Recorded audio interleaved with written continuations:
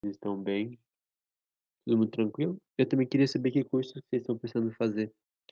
Eu, sei lá, hoje à tarde estava pensando nisso e eu pensei que eu não sabia de o que vocês queriam fazer, que ninguém queria fazer. Aí se vocês quiserem me contar, eu agradeço. E se não estiver me ouvindo, me manda ali no chat.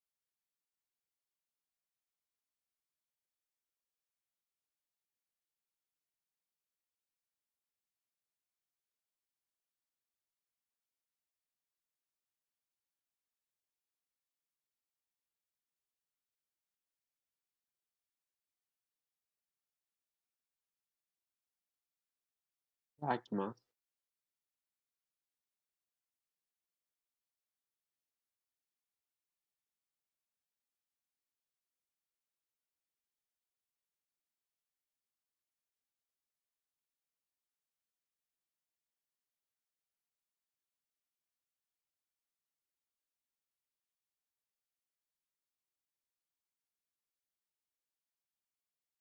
Gabriel, perguntei se estava bem e que curso vocês estavam pretendendo fazer.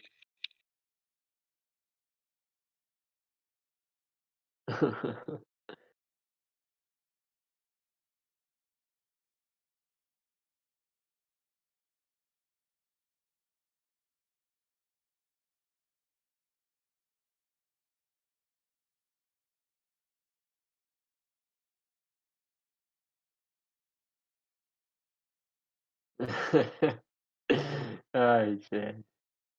Você tá em qual semestre, Tchelle?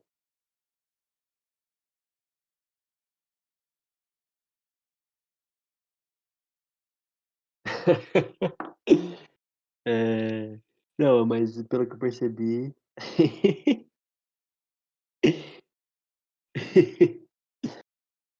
pelo que eu percebi, a galera tá bem diversificada, assim, no curso, né. Acho que, pelo que eu vi, só um queria engenharia, só um gosta de mim, gosta de física, o resto quer me matar quando eu começo a falar, mas tá tudo bem, eu consigo superar isso. Estamos remediando, brincadeira, gente. Eh, tá, vamos começar. Eu queria saber, ficou uma questão da lista passada de física A para trás, que eu não consegui resolver. Alguém de vocês tentaram resolver? Não tentaram, não conseguiram? Me conte.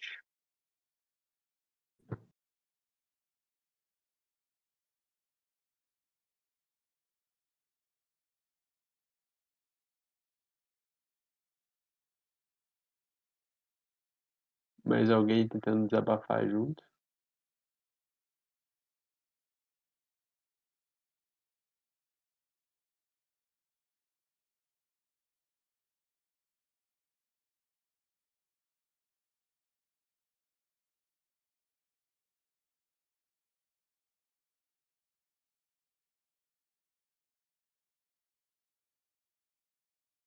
Ah, ela é bem curtinha. Eu vou explicar ela rapidinho, daí a gente já começa para essa aula agora, que daí se vocês tiverem dúvida, ela é uma questão do Enem, então é bem interessante de fazer. Eu vou compartilhar minha tela e galera, podem falar ainda se tem duas pessoas falando, pode desabafar. Ô Laura, parabéns, eu vi no Insta que é seu aniversário. Eu acho, se não for eu errei, me desculpa, mas eu acho que é. Parabéns.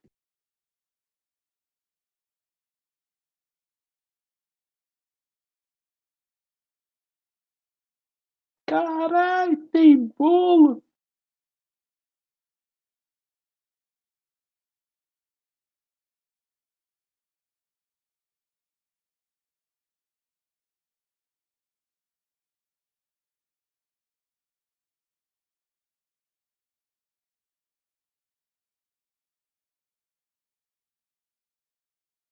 É, a conceitos de cinemática. Ficou um exercício para trás. É daquela que eu fiz velocidade média, aí deslocamento quebrado em duas partes. Ficou só uma questãozinha para trás, a do Enem, a questão 7 que nem era obrigado fazer. Eu deixei como opcional.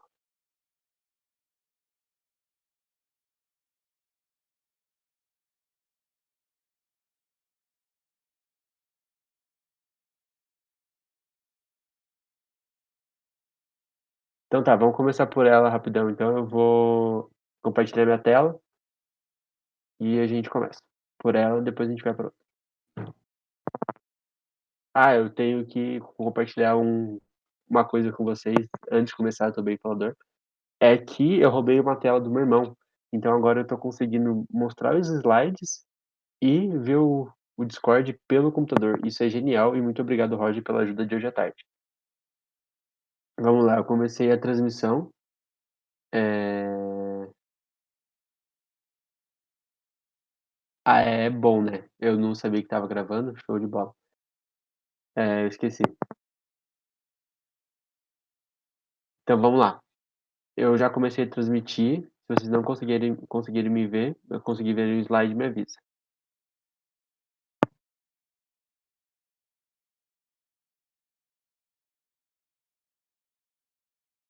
Tá, show. Então, vamos lembrar, a gente aqui agora a gente está em física A, a gente está estudando cinemática. Cinemática é aquele estudo que tenta caracterizar o movimento. Então, qual que é a velocidade média, para onde ele está indo, qual tipo de movimento é, se ele tem aceleração, se ele não tem. Então, e a gente parou bem no comecinho da cinemática, só nos conceitos iniciais. Então, aqui foi só a parte introdutória mesmo, e foi até um pouquinho da definição de velocidade média, que é delta S por delta T. E aqui eu trouxe um exercício de Enem, que a gente nem vai usar cinemática, mas é bom saber que existem jeitos diferentes de cobrar isso. Então vamos lá. Um sistema de radar é programado para registrar automaticamente a velocidade de todos os veículos traficados por uma avenida, onde passa em média 300 veículos por hora, sendo 55 km por hora a máxima velocidade permitida. Um levantamento estatístico dos registros do radar, tá escrito errado aqui, permitiu a elaboração da sua distribuição percentual de veículos de acordo com sua velocidade aproximada. Tá, galera, então o Enem é um textão longo, um gráfico, esse nem é tão longo. Só que a gente tem que ver o que é relevante. O que é relevante nessa questão é que é essa parte aqui. Permitiu a elaboração de sua distribuição percentual de veículos. Então, o número que aparece em cima de cada coluna é o percentual de carros que passam naquela velocidade. Então, a 20 km por hora, eu tenho 5% dos 300 veículos que vão passar a 20 por hora. A 15% dos 300 veículos vão passar a 30 km por hora. É, 30% dos 300 veículos vão passar a 40 km por hora. É isso que a gente tem que pensar. Aqui é percentual. Se você somar todos os numerozinhos que estão no eixo X, 5 mais 10 mais 15 mais 30 mais 6 mais 3 mais 1, dá 100%, que é a totalidade de veículos. Então, o que ele quer saber? Ele quer saber a velocidade média que trafegam nessa avenida. Aqui eu não preciso fazer delta S por delta T, tanto que ele não me deu informação. O que eu preciso sacar? Que isso aqui é uma média ponderada, aonde 5% dos veículos andam a 20 km por hora, 15% dos veículos andam a 30 por hora, e assim vai. E é assim que a gente vai construir uma média ponderada. Eu não sei se você já viu isso em matemática. Mas, ó, é assim que a gente vai construir. A velocidade média é a média das velocidades dividido por 100%. Então, eu vou pegar 20 km por hora e multiplicar pela porcentagem, são 5%. Mais a velocidade 30 km por hora, multiplica pela porcentagem de carros, 15%. Mais 40 km por hora, vezes a porcentagem 30%. E assim vai. 50 km por hora tem 40% dos carros. A 60 km por hora tem apenas 6%, a 70 km por hora tem apenas 3% e a 80 km por hora tem apenas 1% dos carros. Divide todo mundo por 100, porque isso aqui é percentual. Média ponderada, se você somar toda a porcentagem dá 100, então você tem que dividir por 100 para achar a média das velocidades. Então, fazendo as contas, a gente tem que a velocidade média é 44 km por hora. Galera, questãozinha de Enem, nem precisa saber física, precisava saber apenas média ponderada, mas eu gostei de colocar ela aqui para quando você vê velocidade média, não ir direto no delta S, delta T, que pode ser pedido outras coisas, beleza? Alguém não entendeu? Alguém ficou com dúvida? Manda mensagem no chat falando que sim ou que não, por favor. Porque agora eu consigo ver pelo computador, que é tudo mais fácil.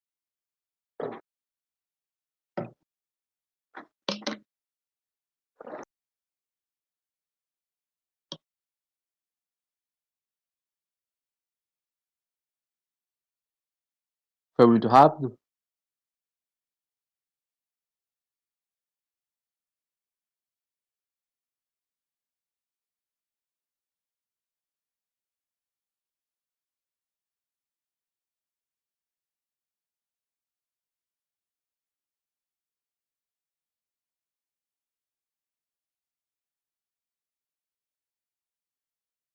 Tá, então se alguém ficou com dúvida, me chama no Whats ou me pergunta daqui, pode mandar aqui no chat que eu abro o slide de novo rapidinho. E agora, como que a gente acabou essa lista de física A, a gente vai para a lista de física B. Tô dando spoiler aqui. Galera, então, só para introduzir, na última aula, nossa, que bagunça de conteúdo, né? Desculpa. Eu prometo que eu não vou tentar não deixar mais aula sobre exercício sobrando. Na primeira aula de física B, a gente viu escala de temperatura, qual a definição de calor, qual é a definição de temperatura. E para que a gente vê isso? Porque agora a gente vai ver, a gente vai visualizar nos sólidos e líquidos e na água, porque ela tem um comportamento diferente, como que a temperatura influencia. Então, por exemplo, quando eu aumento a temperatura, aumento o estado de agitação das moléculas. O que acontece com o sólido? O que acontece com o líquido? O que acontece com a água? E quando eu diminuo a agitação térmica, o que acontece? Então é isso que a gente vai estudar. Para onde que dilata, para onde que aumenta. Então é por isso que essa aula vem depois. A gente aprendeu temperatura, nós vamos aplicar na dilatação dos térmicos, então como que os corpos se dilatam termicamente, e depois a gente vai aprender sobre como calcular o calor passado para o corpo. Então aqui a gente só está pegando temperatura e como que a temperatura influencia nos corpos.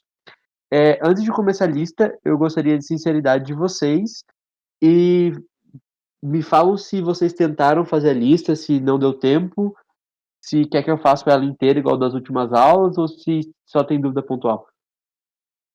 Todo mundo, por favor. Parou onde, Laura?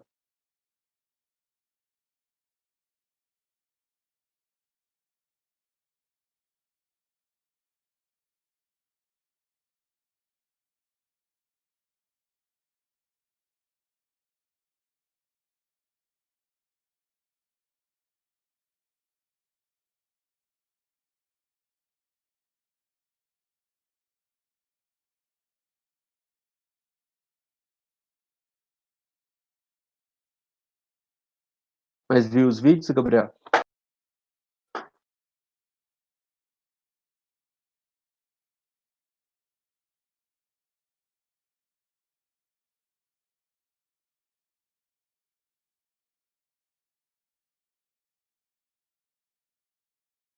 Show. Então acho que o pessoal vai ter dúvida em tudo. Eu vou tentar passar por todas hoje.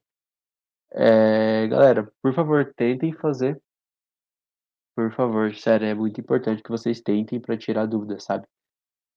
Mas vamos lá. Vamos começar com o primeiro exercício. Se alguém não estiver vendo, manda aqui, tá? Manda no chat. Então vamos lá. O primeiro exercício eu já comecei com um exercício um pouquinho mais complicado, porque essa matéria parece ser simples. Então dá para dar uma complicadinha assim no raciocínio. Mas o conteúdo de física é simples. Aqui a gente precisa um pouquinho de raciocínio para conseguir desenvolver essa questão. Então vamos lá, uma plataforma P foi apoiada em duas colunas, conforme a figura a seguir. Então eu tenho essa plataforma P e aqui eu tenho uma coluna e duas colunas. Devido ao desnível do terreno, então tem um terreno tá mais alto que o outro. Para manter a plataforma sempre na horizontal para qualquer temperatura, foi preciso fazer duas colunas. Precisa fazer uma das colunas de concreto e a outra de ferro. Qual o valor do desnível H, sabendo que a maior coluna é de concreto e mede 7,8 metros a 10 graus Celsius? Então, galera, o que, que o exercício quer? Ele quer sempre manter a plataforma na horizontal. Então, o que, que isso representa? Aqui a gente tem a nossa plataforma P, nossa coluna de ferro, que é menor que a nossa coluna de concreto. O que acontece? Quando está frio, vamos lá, vamos lembrar, quando está frio, o corpo vai se contrair e a coluna vai diminuir, certo? Só que o concreto e o ferro, eles não podem diminuir de maneira igual, diferente. Por quê? Porque se o ferro contrair mais que o concreto, se ele diminuir mais que o concreto, vai ter um desnível. Então, todo o deslocamento do ferro tem que ser igual ao deslocamento do concreto. E também quando está calor, acontece isso também. Quando a temperatura aumenta, o que vai acontecer com o ferro? Ele vai dilatar, né? Ele vai aumentar o seu tamanho. O concreto é a mesma coisa. Só que eles têm que aumentar de maneira com que o deslocamento dos dois, a variação de tamanho dos dois tem que ser igual.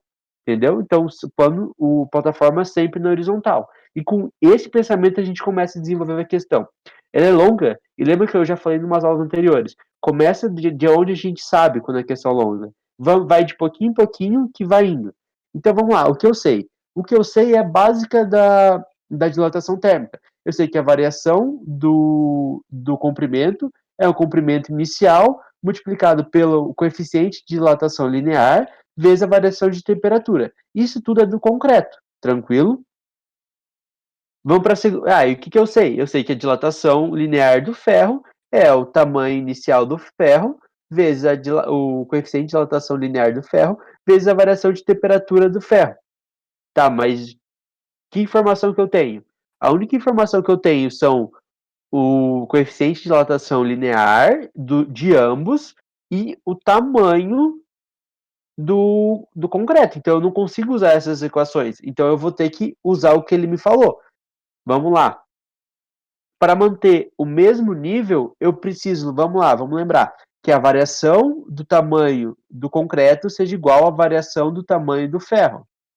E tem mais um detalhe, ele fala para qualquer temperatura. O que ele quis dizer com isso? É que com a mesma variação de temperatura que acontecerá no concreto, tem que acontecer no ferro, para que eles aumentem o mesmo tanto. Galera, isso é um pouco óbvio, assim. Se essa plataforma está exposta ao tempo, se essas, por exemplo, essas colunas estão distanciadas a 20 metros uma da outra, a temperatura inicial e final das duas vão ser a mesma. Então, a variação da temperatura para ambas as colunas tem que ser a mesma para causar a mesma, para a consequência ser a mesma variação de comprimento das colunas, beleza? Então, a partir disso, o que a gente sabe? A gente sabe da equação aqui que se eu passar a variação da temperatura dividindo o comprimento, eu fico que a variação do comprimento do concreto dividido pela variação de temperatura do concreto é idêntico à variação de comprimento do ferro dividido pela temperatura do ferro. Porque se esse é igual a esse e esse é igual a esse, essa divisão vai ser igual, certo? Então, o que a gente sabe? Quem que é essa igualdade aqui? É ΔL por ΔT. É o que sobra da equação aqui, ó. Comprimento inicial do concreto vezes o coeficiente dele. E o que é esse outro lado aqui? É o que sobra aqui. O comprimento inicial do ferro vezes o coeficiente. E é isso que a gente tem. Então tá, agora a gente já tem a maioria das informações. A gente já tem o alfa do concreto, a gente já tem o alfa do ferro, a gente tem o comprimento do concreto, só que a gente não tem o comprimento do ferro. Tá, então a gente tem que achar um jeito de descobrir ele, certo? Então a gente olha o desenho. A gente sabe que o concreto tem 7,8 metros, certo? E que o ferro, o comprimento inicial do ferro é ele mais o H me dá o comprimento 7,8, porque se você pegar todo esse tamanho, é igual a todo esse tamanho. Então, a soma de H com o comprimento inicial do ferro me dá 7,8. É essa. Então, quem que é o comprimento inicial do ferro? É 7,8 menos H, que eu coloquei nessa equação aqui já. Então, aqui eu substituí os valores. Comprimento inicial do concreto, 7,8. Alfa do concreto, 12 vezes 10 a menos 6, tem que ser igual a comprimento inicial do ferro, eu peguei dessa equação aqui, 7,8 menos H, vezes o alfa do ferro, que é 13 vezes 10 a menos 6, beleza? Vamos cortar os 10 a menos 6 dos dois lados, porque tem dos dois lados da equação. Me sobra que 7,8 vezes 12, dividido pelo 13, que eu passei dividindo aqui, passei dividindo, me dá igual a 7,8 menos H. Agora, galera, só continha lá. Essa conta aqui me dá 7,2. Eu não vou fazer para ser mais rapidinho. Mas se alguém quiser não conseguir fazer, me manda no WhatsApp também que eu auxilio do jeito que eu fiz na mão. Me sobra que 7,2 é igual a 7,8 menos H. E com isso eu passo o H para esse lado, 7,8 para o outro. Eu tenho que o H é 0,6, é a diferença entre 7,8 e 7,2, que me dá 0,6 metros. Então, esse é o tamanho do desnível. Para quê? Para uma mesma variação de temperatura, eu tenho a mesma variação de comprimento nas duas colunas. Galera, ficou claro? Foi muito rápido? Alguém não entendeu algum passo? Pode me falar que eu explico de novo.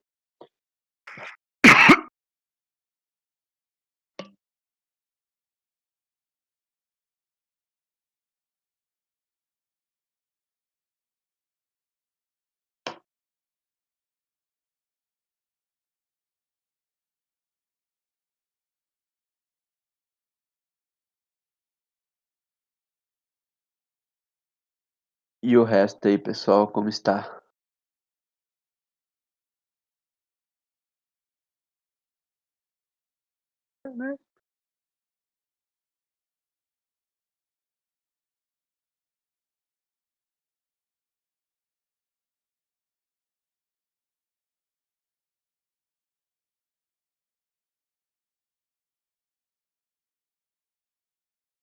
Muito bom, Roger, muito obrigado.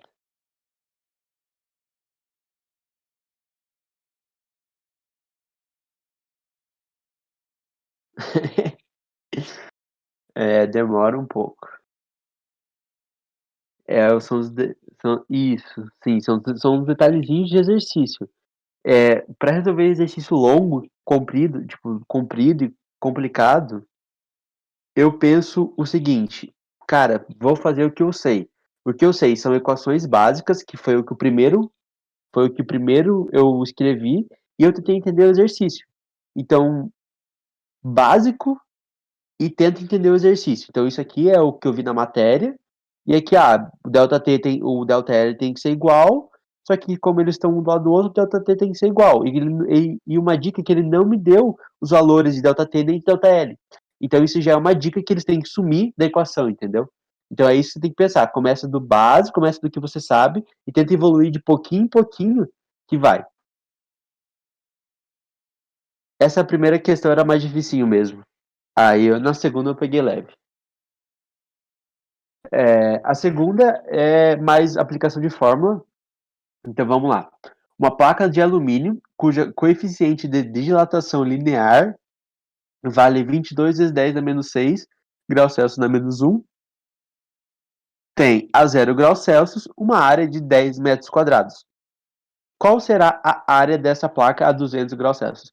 Então vamos lá. Primeiro de tudo é esquematizar o problema. É sempre assim. Esquematiza o problema e vai do mais fácil para o mais difícil. Então a informação que ele me deu. Eu tenho uma placa de alumínio que ele tem o coeficiente de dilatação linear de 22 vezes 10 a menos 6. Eu tenho uma temperatura inicial de 0 graus Celsius e eu tenho uma área inicial de 10 metros. Foi isso que ele me falou. Então, ele vai esquentar essa placa e ela vai dilatar. Então, ela vai ocupar toda essa parte que está em vermelho aqui. A parte que está em azul é só a base do que ela era antes. Então, a área final vai ser tudo essa área em vermelho aqui, inclusive o que está embaixo da azul. Qual que é a área final se a temperatura final for 200 graus Celsius? Então vamos lá, galera. Começa por onde eu sei. Eu coloco a equação. A equação me diz que a variação da área do alumínio é igual à área inicial do alumínio vezes a coeficiente de dilatação superficial do alumínio vezes a diferença de temperatura do alumínio. Galera, me desculpa por esse monte de AL grande assim. Na apresentação, no meu slide estava tudo pequenininho, tudo subscrito, só que agora que a hora que eu apresentei, desformatou praticamente tudo. Então, me desculpa por isso, eu vou tentar falar mais as variáveis para ficar mais claro.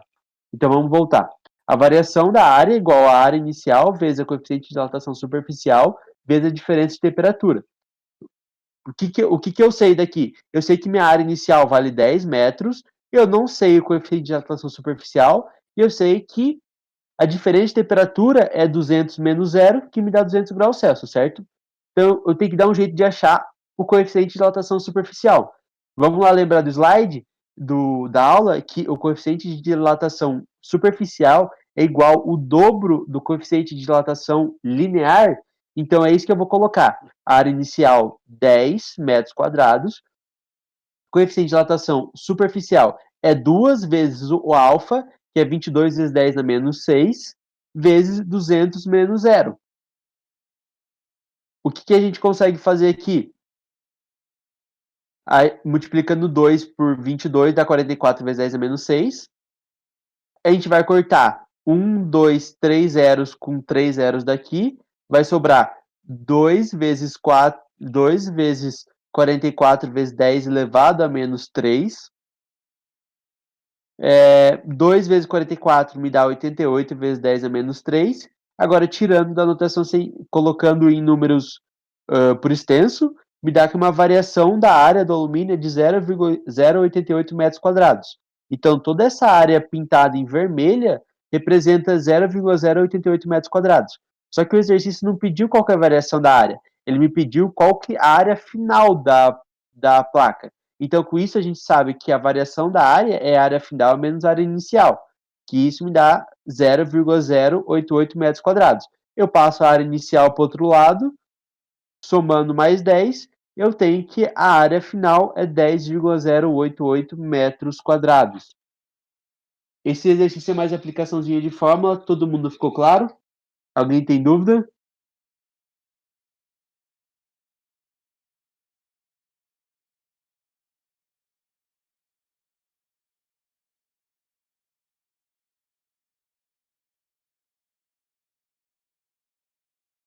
Formatou tudo.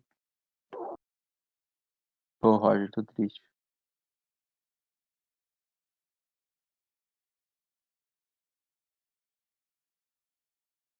Eu acho que esse era mais tranquilo mesmo. Eu vou seguir. Se alguém ficou com dúvida, me chama. Essa questão é do Enem. Eu quis colocar ela porque nem toda vez que envolver líquido vai ser dilatação de líquido. Às vezes ele só está interessado em relação à dilatação volumétrica. Porque lembra do vídeo aula que quando você tem a dilatação de um líquido dentro do recipiente, não é só considerar o líquido, você tem que considerar um negócio aparente ali que aparentemente dilatou. Aqui não, aqui vai ter líquido, só que ele basicamente desconsidera o recipiente. Quando ele desconsidera, a gente fala que é um recipiente ideal, aonde ele não dilata quando ele recebe calor, energia, ele sobe temperatura. Toda a energia que ele recebe vai para o líquido. E essa situação aqui é onde eu vou ter uma dilatação volumétrica. Então, eu vou começar. Um texto gigante para variar. Durante a ação da fiscalização em postos de combustíveis, foi encontrado um mecanismo inusitado para enganar o consumidor. Durante o inverno, o responsável por um posto de combustível compra álcool por R$ 0,5 o litro a uma temperatura de 5 graus Celsius. Para revender o líquido aos motoristas, instalou um mecanismo de bomba de combustível para aquecê-lo para que atinja a temperatura de 35 graus Celsius, sendo que o litro do álcool é vendido a R$ 1,60. Diariamente, o posto compra 20 mil litros de álcool e os revende. Então tá, galera, vamos tentar entender aqui. O cara compra combustível a 50 centavos o litro a uma temperatura de 5 graus Celsius. Só que ele é esperto. Quando ele vai vender, ele colocou alguma coisa que dá calor, que aumenta a temperatura do líquido do recipiente. Galera, o que acontece quando aumenta a temperatura de um líquido? Ele expande. Então ele vende mais por um volume maior do que ele comprou. Então isso é irregular. E é o que ele quer saber é quanto que ele ganha só nessa brincadeira de aquecer o líquido e ele ocupar um volume maior na hora de vender. Então ele vende a temperatura final de 35 graus Celsius a R$ 1,60 o litro. Vamos terminar de ler ali, que eu já me antecipei. Com relação à situação hipotética descrita no texto, e dado que o coeficiente da dilatação volumétrica do álcool é 1 vezes 10 a menos 3 graus Celsius, desprezando-se o custo da energia gasta no aquecimento de combustível, o ganho financeiro que o dono do posto teria obtido devido ao aquecimento de álcool após uma semana de vendas estaria entre. Então, foi o que eu expliquei. Ele compra a 50 centavos a uma temperatura de 5 graus, vende a uma temperatura de 35 a um preço de R$ 1,6 o litro. O que acontece? Ele vai dilatar, vai ocupar um espaço maior, então ele vende mais do que ele deveria. E é isso que ele quer saber. Então eu sei que todo dia é vendido 20 litros, a uma coeficiente. Então, se ele fosse correto, o que ia acontecer por dia? O custo correto seria o volume, que é 20.000 litros de combustíveis vendidos a R$ 1,60. Então ele teria um custo, ele ganharia R$ 32.000. Só que como ele é esperto, não, ele é irregular, ele altera esse volume aqui para vender mais. Então, do jeito errado, o que acontece? O custo errado é a mesma coisa que o volume final vezes o valor o preço que ele cobra. Tá, mas o que a gente tem que saber é o volume final. E aí que entra a dilatação térmica. Então, vamos colocar lá a formulazinha. Variação de volume é volume inicial vezes coeficiente de dilatação volumétrica vezes diferença de temperatura, beleza? Vamos colocar valor. Eu sei que o volume inicial do tanque era 2.000 litros. Ele me deu que o coeficiente era 1 vezes 10 a menos 3. Ó, nota que ele já deu o coeficiente de dilatação volumétrico. Eu não preciso multiplicar por 3, porque se ele me desse o coeficiente de dilatação linear, aí eu teria que multiplicar por 3. Mas como ele já me deu o volumétrico, é só colocar na equação. E a diferença de temperatura é 35 menos 5 graus Celsius, que me dá 30.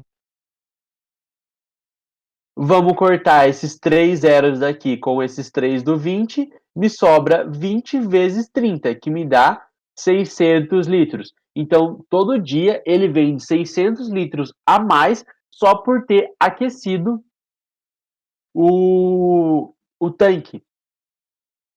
Então, o custo errado é a variação 600 litros mais o volume inicial 20.000 litros vezes o preço que ele cobra 1,6. Então, eu tenho que o custo errado, tanto que ele ganha R$ 32.920 por dia. Então, qual que é o lucro dele só por fazer essa manobra? O lucro dele é a diferença do errado pelo certo, que me dá R$ 920. Só que tem que lembrar que isso é por dia. E no exercício ele não me pede por dia, ele pede após uma semana de vendas. Então, se uma semana tem 7 dias, eu pego 920, multiplico por 7, eu tenho que ele ganha por semana R$ 6.720 só por aquecer o combustível. E, galera, isso é uma coisa que acontece no dia a dia, não escandalosamente desse jeito, mas acontece. Porque se você abastecer de manhã, você você vai receber mais combustível por um preço menor, porque ele vai estar todo contraído, ele vai estar frio, ele não vai ocupar um espaço tão grande do seu carro, entendeu? Dica, abasteçam de manhã. Brincadeira, tanto faz, galera.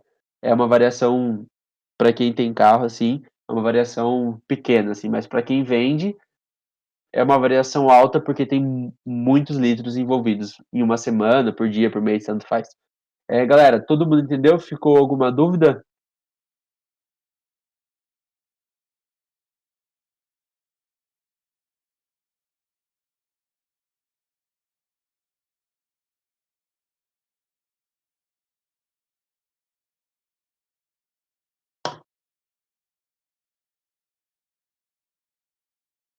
Beleza, eu só fiz essa também porque acho que a galera que não tentou aí já vai ter uma base já. Então, se alguém restar dúvidas, me manda no aqui depois que eu tento esclarecer. Vamos para o quarto exercício. Um recipiente de vidro completamente cheio de líquido a temperatura 20 graus Celsius possui 1.000 centímetros cúbicos. Ao ser aquecido a 100 graus Celsius, observa-se que transborda 20 centímetros de líquido. Nessas condições, determine. E ele me deu o coeficiente de dilatação linear do vidro, tá? Galera, vamos pensar o seguinte. Aqui a gente tem uma situação que eu estou aquecendo um vidro com um líquido, certo?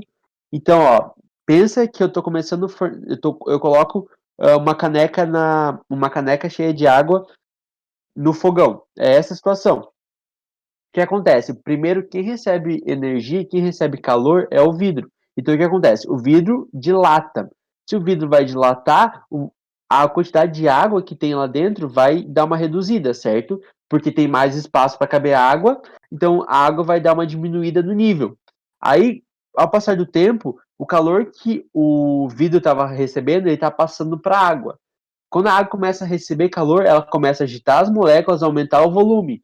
E ela retoma o nível que ela estava antes e continua passando o nível do topo. E com isso ela transborda o excedente. Então é isso que vai acontecer nesse fenômeno, beleza? Então a gente vai estudar o que é cada coisa nesse exercício. Então vamos lá.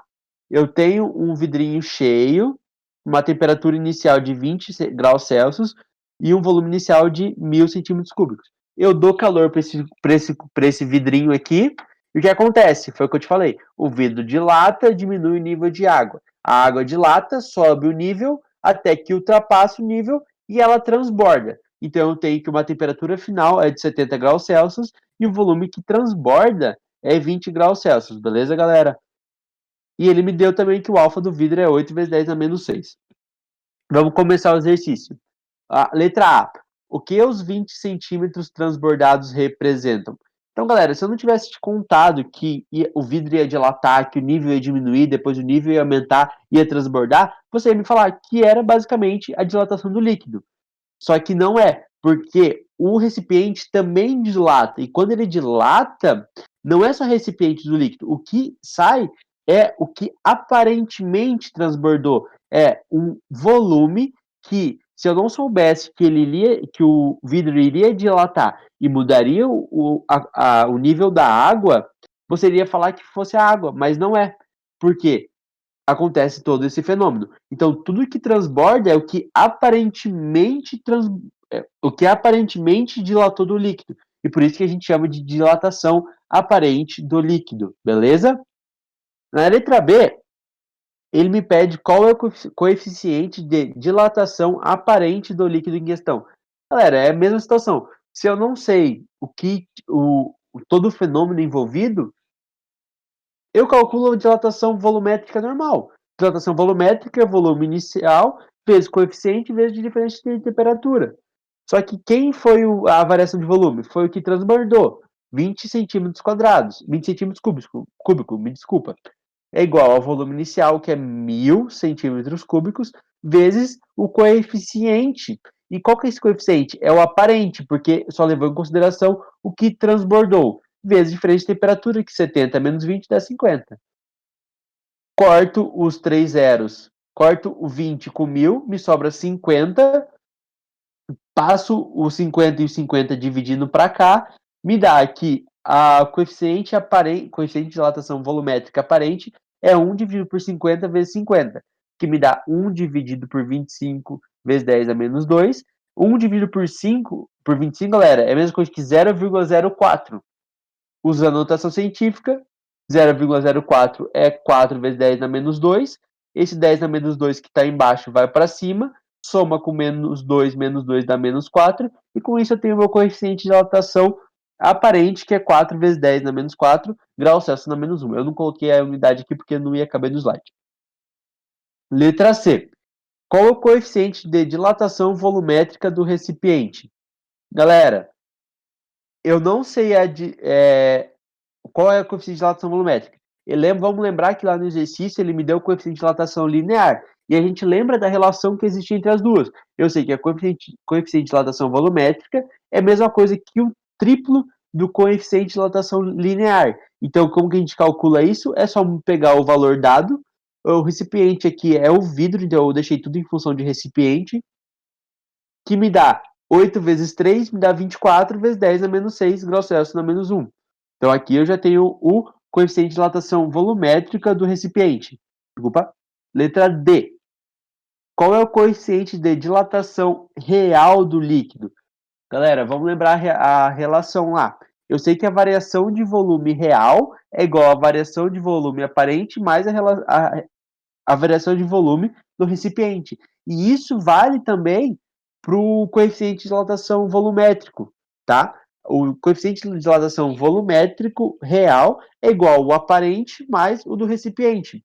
E como a gente tem o do aparente e tem o do recipiente, o dilatação real é só somar os dois. E é isso que a gente vai fazer. Só que, para somar a base de 10, eles têm que estar com o mesmo expoente aqui no 10. O que eu fiz foi passar o 24 na base que eu queria. Então, eu vou andar para a esquerda, eu tenho que aumentar o meu número aqui. Eu tenho que aumentar a base de 10. Então, eu ando uma, duas casas, eu somo 2. Então, 0,24 vezes 10 dá menos 6 mais 2 dá menos 4. Então, meu coeficiente de dilatação real é 4,24 vezes 10 a menos 4 graus Celsius na menos 1. Letra E. Qual foi a dilatação real do líquido? Galera, uma vez que a gente tem o coeficiente de dilatação volumétrica real, a gente tem o volume inicial, a gente tem a diferença de temperatura, é só a equaçãozinha. Variação de volume real é o volume inicial vezes o coeficiente vezes a diferença de temperatura. Só colocar valor agora. Eu sei que o volume inicial era 1.000 centímetros quadrados, eu sei que o meu coeficiente vale 4,24 vezes 10 a menos 4, e sei que minha variação de temperatura é 70 menos 20, que é 50. Cortando os zeros, eu tenho 10 a menos 4, eu corto 1, 2, 3, 4 zeros, sobra 1 vezes 5 vezes 4 na 4,24. Então, é a mesma coisa que 1 vezes 5 é 5, 5 vezes 4,24 é 21,2 centímetros cúbicos. Beleza? Vamos para a última lá, F. Qual é a dilatação real do recipiente? Aí lembra daquela relaçãozinha que eu falei. Se eu tenho a dilatação, desculpa, qual a dilatação?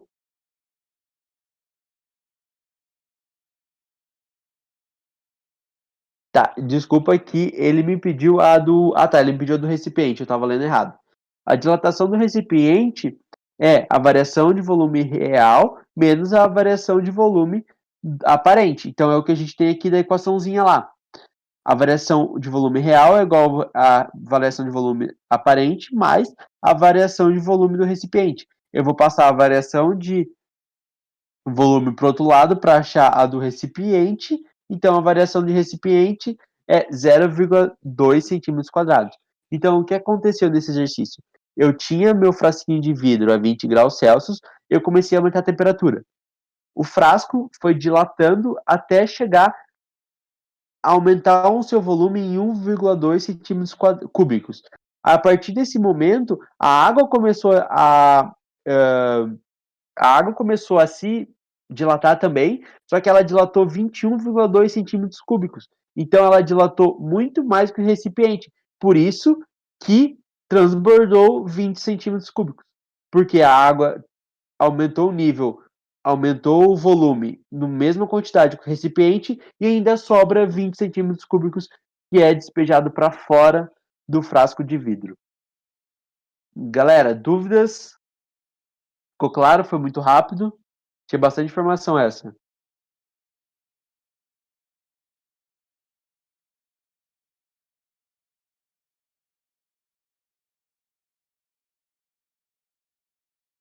Cri, cri.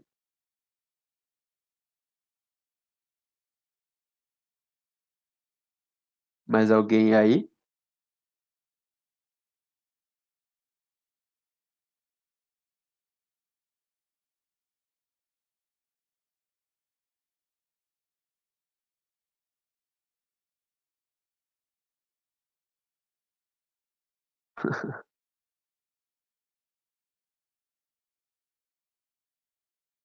Show, vamos para a quinta questão então. Essa aqui é a mesma historinha, só que com letras. Então, vamos tentar ter o raciocínio, só que não se importar com números e letras, tá? A figura a seguir representa um balão de volume V0, feito de material isótropo de coeficiente de dilatação linear alfa. Então, galera, só para lembrar, o que é o material isótropo? Isótropo é aquele material que as suas variedades, suas propriedades variam igualmente em todas as direções. É só para falar que, tipo, o cabo não vai crescer mais do que ele dilata de lado. Ele é como se fosse um material perfeito que ele dilata igual em todas as direções, tá? Então, o balão está completamente cheio de um líquido de coeficiente de dilatação volumétrica gama e de massa específica μ0, a temperatura T0. Quando a temperatura do balão é aumentada ΔT, extravasa o volume VA do líquido. Então, nessas condições, pode-se afirmar. Então, o que o exercício me deu? Eu tenho um recipiente que tem o volume V0 que tem o coeficiente de dilatação linear alfa. Eu tenho um líquido que estava no início a um volume V0 igual ao do recipiente, tem coeficiente de dilatação volumétrica gama, tem uma massa específica μ0, tem uma temperatura inicial T0. E quando eu aqueço uma ΔT, eu tenho um volume transbordado VA. É isso que o exercício me dá esquematizado. Então vamos começar. Alternativa 1. Opa, eu já até botei a resposta. O raio R diminui quando a temperatura do balão aumenta. Galera, vamos lembrar lá que não. O que acontece com o raio R? Ele aumenta como se tivesse um corpo dentro dele. O que vai acontecer? Quando ele recebe calor, a distância média entre as partículas aumentam. Se a distância média entre as partículas aumenta porque elas estão vibrando mais, a distância entre a superfície e o centro do raio vai aumentar também. Então, por isso, o raio R aumenta quando a temperatura do balão aumenta. As moléculas ficam mais espaçadas entre si. 2. O balão se dilata como se fosse maciço. Perfeito. Esse balão ele vai se dilatar como se tivesse vidro dentro dele. Então, ele se comporta como se fosse algo maciço. Então, ele oco ou com coisa dentro, será a mesma coisa em relação à dilatação térmica, beleza? O coeficiente de dilatação aparente do líquido é expresso por gama mais 3 alfa. Agora começa a complicar, né, galera? Mas vamos lembrar, coeficiente de dilatação aparente. Vamos lembrar da equaçãozinha mais simples. Coeficiente de dilatação real é igual ao coeficiente de dilatação aparente mais coeficiente do recipiente. O que ele me pede? Ele me pede coeficiente de dilatação aparente. Eu vou isolar ela da equação aqui. Coeficiente de dilatação aparente é a real menos a do recipiente que eu passei para cá. A real, ele me deu, que é o próprio mizinho do líquido, beleza? Real é sempre do líquido. E qual que é a do recipiente? Do recipiente ele só me deu o alfa, que é o coeficiente de dilatação linear. Só que a gente sabe que o coeficiente de dilatação volumétrica é 3 vezes o linear. Então, o coeficiente aparente é igual a coeficiente de dilatação volumétrica do líquido menos 3 alfa. Por isso que essa alternativa 4 está errada. Isso apareceu agora o certozinho aqui do 2, beleza? Mas a 1 está errada, a 2 está certa e a 4 está errada. Está errada por causa do sinal de mais ali, galera. Vamos partir para 8, então. Após a variação de temperatura ΔT, a massa específica do líquido pode ser expressa por... Caramba, essa é a mais complicada. Então, vamos lá, do simples para o complicado. O que eu sei? Eu sei que ele quer massa específica. O que é massa específica? Massa específica é igual a densidade, massa por volume. Então, massa específica inicial é a massa inicial por volume inicial. Beleza?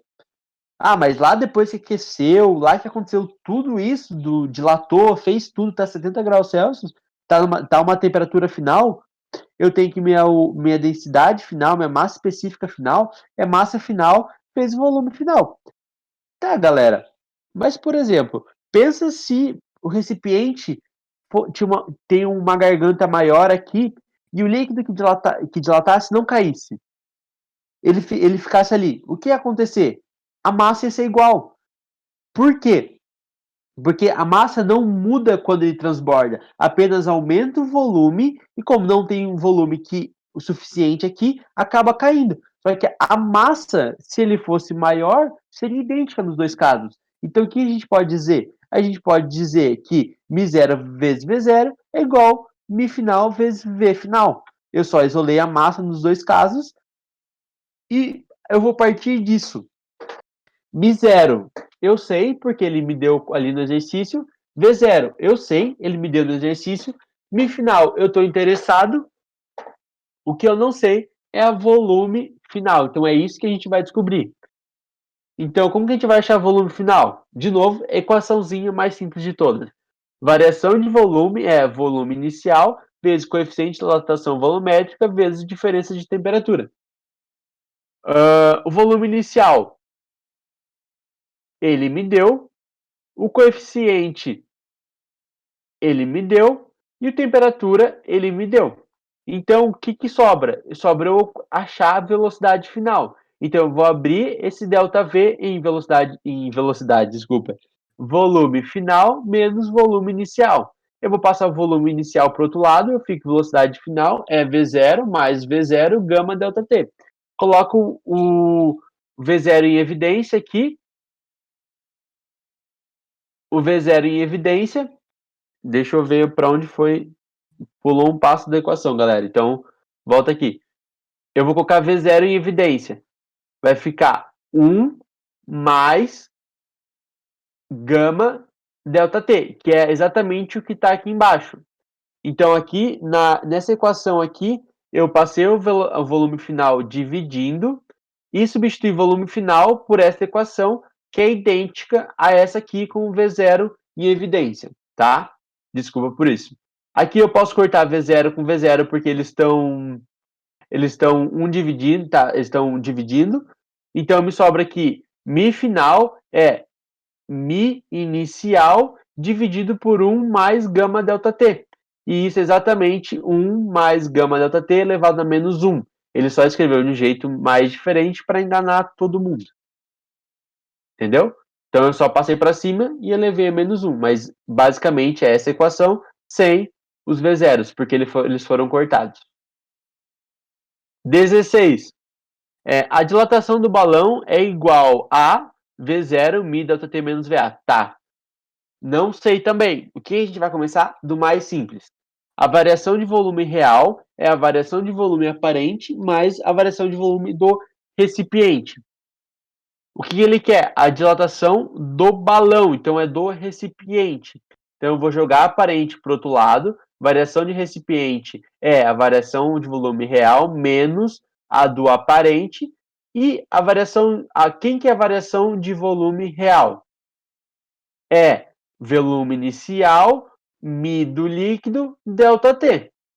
Quem que é o volume aparente? É o volume que transbordou depois de aquecer. VA me dá variação de volume do recipiente. Então a 16 está certa, somando tudo me dá 26, galera. Essa é a mais complicada da lista. Ficou claro para todo mundo ou quer que eu reexplique alguma parte? E agora me respondem, porque essa é mais complicada, então eu gostaria da opinião de vocês.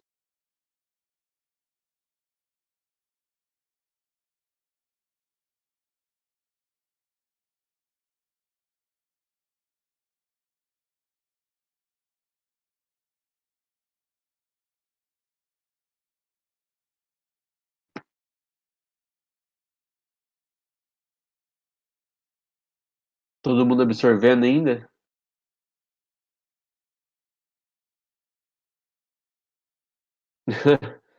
Sim para absorvendo ou sim para entendido?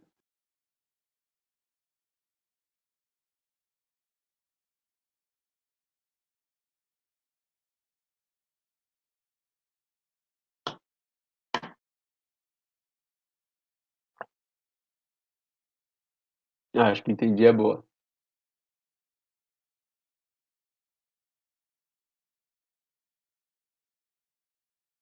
Tá.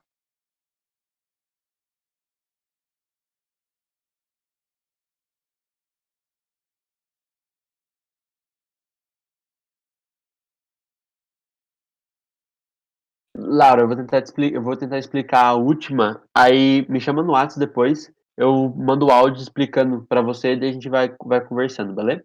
Porque, tipo, essas são as mais complicadas mesmo de entender, a gente vai demorar mais que 4 minutos. Mas daí a gente conversa pelo WhatsApp rapidinho, é melhor.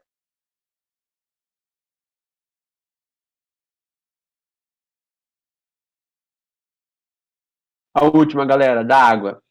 Eu queria passar essa porque eu tenho um macetinho genial. Então vamos lá. A respeito da água, julgue as afirmativas a seguir. Então, galera, vamos lembrar. Se eu dou temperatura, se eu coloco calor, eu dou calor para um corpo e ele aumenta a temperatura, o que acontece? Aumenta o volume, porque a distância das moléculas vão ser maior, ele vai dilatar. Se eu tiro o calor de um corpo, a temperatura diminui, as moléculas se contraem, ficam mais próximas e diminui o volume. Então é isso aqui que acontece com qualquer corpo. Só que a água, ela tem um buraco nela de 0 graus Celsius a 4, aonde tudo é diferente. Então, aqui eu tenho um macetinho que vão ser 2 linhas, aonde aqui eu estou aumentando temperatura, eu estou dando calor, e aqui eu estou tirando temperatura, eu estou tirando calor. E eu vou colocar um ponto aqui nas 2 linhas de 0 a 4 graus Celsius. Então, esse buraco aqui é de 0 a 4 graus Celsius. Então, vamos lá. Se eu estou dando temperatura para qualquer substância, de uma temperatura negativa para positiva, vai aumentar o volume. E se não fosse a água, ela continuaria aumentando. Só que durante esse período que ela é diferente, anômala, ela inverte o comportamento. Então, eu dou calor e ela diminui o volume. Então, o que acontece? Você pensa na substância em geral, ela do calor aumenta o volume. A da água, você inverte nesse meio. Vamos fazer o mesmo raciocínio para quando eu tiro o calor. Ele está diminuindo a temperatura, beleza? O que acontece quando diminui a temperatura? Eu diminuo o volume. Eu vou diminuir o volume para qualquer range da água. Só que aqui no meio, ela é anômala, ela aumenta. Então a regrinha o macetinho pensa numa substância normal. Aumenta a temperatura, aumenta o volume. A água, se eu dou temperatura de 0 a 4 graus Celsius, ela contrai. Se eu tiro, agora na linha de baixo, se eu tiro calor, geralmente a substância diminui o volume. A água de 4 a 0 graus Celsius aumenta o volume. Então a água se comporta igual às outras fora desse intervalo de 4 graus Celsius e dentro dele você inverte o comportamento, beleza? Esse é o macetinho. Vamos lá. Só mais uma dica para resolver. Massa específica é massa dividida por volume. Beleza, galera? Então, massa específica é inversamente proporcional ao volume. Quando eu diminuo massa específica, eu aumento o volume. Entendeu? Vamos lá. Primeira, a massa específica da água é mínima a 4 graus Celsius. Galera, olha aqui. Nos dois casos. No primeiro caso, o volume vai ser mínimo quando ela for igual a 4 graus Celsius. Só que é o volume. Se o volume é mínimo, a massa específica é máxima. Então não é. E outra conclusão que você pode ter é que se você pegar qualquer ponto aonde, por exemplo, 20 graus Celsius, ela vai aumentar o volume em relação a 4. Então o volume a 20 graus Celsius é maior que o volume da água a 4 graus Celsius. Então a massa específica a 20 graus Celsius é menor que a massa específica a 4 graus Celsius. Então ela não é mínima. Beleza? Então é falsa. Segunda alternativa. A água não dilata entre 0 graus Celsius e 4 graus Celsius. Galera, vamos pensar. Se fosse um corpo normal, e eu tivesse dando calor entre 0 e 4 graus Celsius, ela ia dilatar. Só que a água contrai. Então, se eu dou calor, essa afirmativa é verdadeira, ela não dilata. Só que você tem que pensar ao contrário. Se eu estou resfriando a água e ela está passando de 4 a 0 graus Celsius, eu vou ter um aumento de volume, então ela vai dilatar.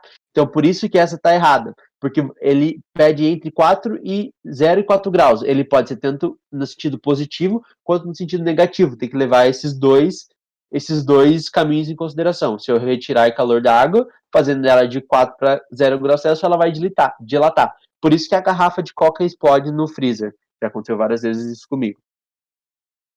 Vamos para a terceira. De 4 graus Celsius de 0 graus Celsius a 4 graus Celsius, o volume da água diminui com o aquecimento. Então, galera, aqui ele está sendo específico, ele está aumentando a temperatura de 0 para 4.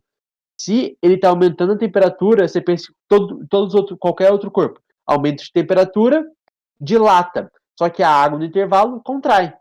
Então, o volume da água diminui. Correto. Última, a massa específica da água cresce de 0 a 4 graus Celsius e decresce de 4 graus Celsius em diante. Então, vamos lá. Aqui ele está sendo específico também. Eu estou aumentando a temperatura de 0 até 4. Todos os outros corpos, se aumenta a temperatura, aumenta o volume. A água é contrária, diminui o volume. Se diminui o volume, aumenta massa específica. Então, a massa específica da água cresce a 0 graus Celsius. Essa primeira parte está certa.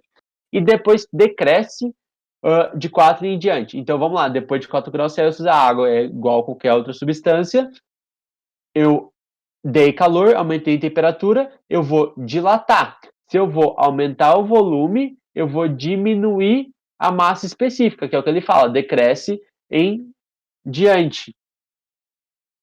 Então é isso que está aqui, entre 0 igual a graus Celsius fornecendo calor, diminui o volume, aumenta a massa específica, de 4 até 100 graus Celsius fornecendo calor, eu aumento o volume e diminui massa específica. Galera, alguma dúvida? Eu passei 3 minutos, me desculpem, não fiquem bravos comigo. Mas se tiverem alguma dúvida ou se foi de boa, manda aqui no chat para eu saber como que foi a aula.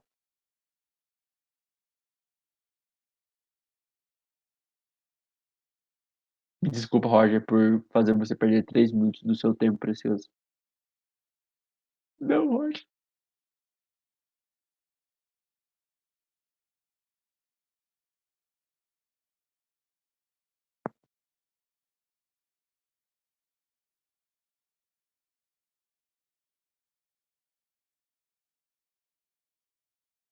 Sim, agora tem 2 monitores.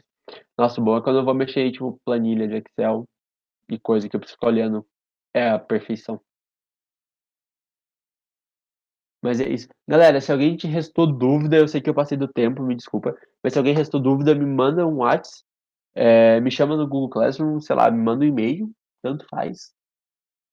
Mas eu tô aqui para responder as dúvidas de vocês, tá bom? Muito obrigado pela presença de vocês até 4 minutos depois da aula. Tenham uma boa noite, fiquem bem, fiquem em casa, usem máscara, protejam-se. E muito obrigado mesmo por essa horinha.